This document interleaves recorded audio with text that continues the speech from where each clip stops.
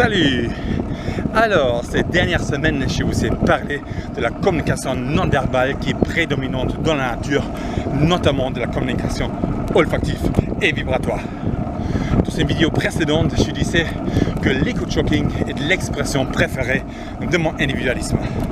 En effet, il existe d'autres langages non verbaux, notamment le mouvement, le déplacement, l'action, le geste. Le mouvement, le déplacement, l'action, le geste sont effectivement un autre langage non verbal. L'éco-choking est un tel langage non verbal par l'action. L'éco-choking est une expression non verbale et à mon goût, comme vous le savez déjà, une expression artistique. Proche du land art, en effet, à la place de laisser des traces sur la nature, nous, éco-chokers, nous éliminons les traces. Or, comme vous avez vu, aujourd'hui j'ai pris mon vélo, aujourd'hui je fais du biking. L'éco-choking, le plugging, c'est le choking en ramassant en fait des déchets, en fait son choking. Le biking, c'est la même chose. En vélo, c'est l'éco-cyclisme. On prend notre vélo et on ramasse des déchets. Entre nous, c'est un peu moins pratique parce qu'on va beaucoup plus vite. Et dû à la vitesse, c'est plus compliqué à repérer les déchets dans la nature. J'ai donc décidé de ne rien ramasser aujourd'hui. Moi, j'ai pris mon vélo aujourd'hui pour vous amener à un endroit qui est un peu éloigné de ma zone habituelle. Un endroit qui s'appelle le Marais d'Orx.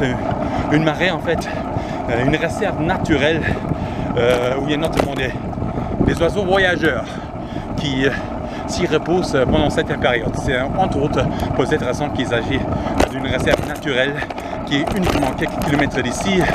Et c'est bien intéressant quand même que nous avions une telle réserve naturelle ici chez nous. C'est pour ça que j'ai décidé de vous montrer tout ça. On y va en vélo aujourd'hui parce que c'est éloigné.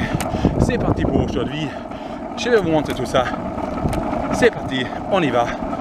Cette fois-ci, en vélo.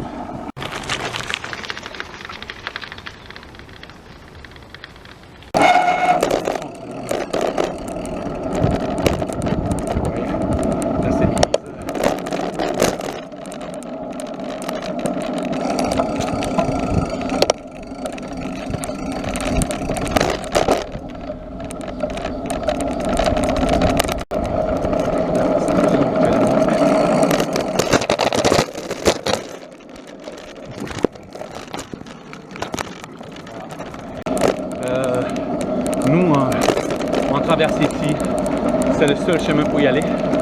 Et ensuite on s'approche vraiment de ces tracés. Mais après, il faut savoir, avec les vélos, je n'ai pas le droit d'entrer dans la forêt réserve, là où il y a donc les animaux qui sont protégés. Là, il y a une petite maison. Une sorte de c'est une maison d'accueil en fait pour parler sur tout ça. Avec les touristes là, qui arrivent, on va laisser passer. Voilà, nous sommes arrivés.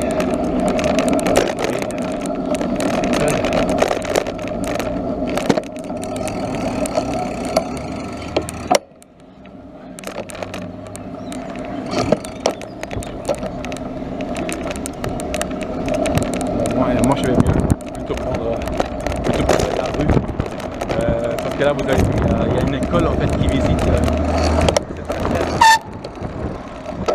Moi je vais prendre la rue, je vais traverser en fait ce marais. C'est pas là où j'ai le droit pour aller vraiment à l'intérieur de la réserve en vélo.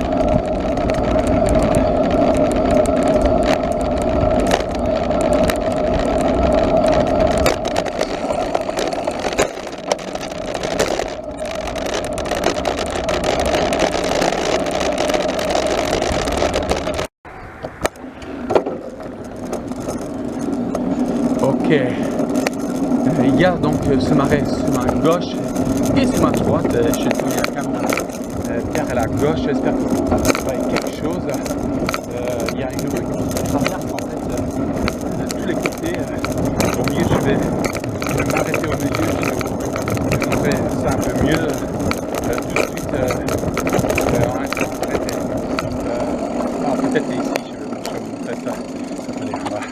s'arrêter un petit moment.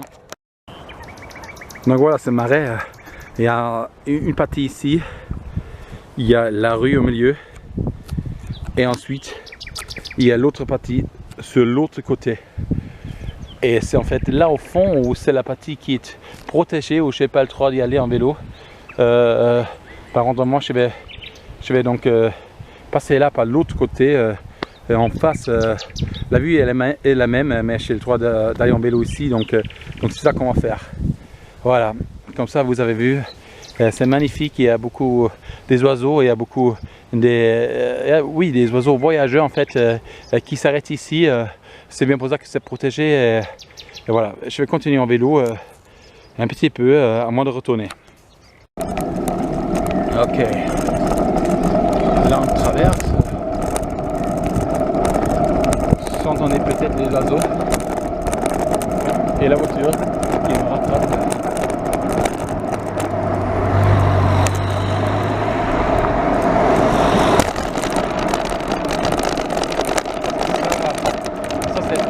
Drôle, ok, moi aussi je te regarde tous les jours et moi aussi je sais pas trop génération qui est réellement protégée, mais en même temps c'est comme si il y a une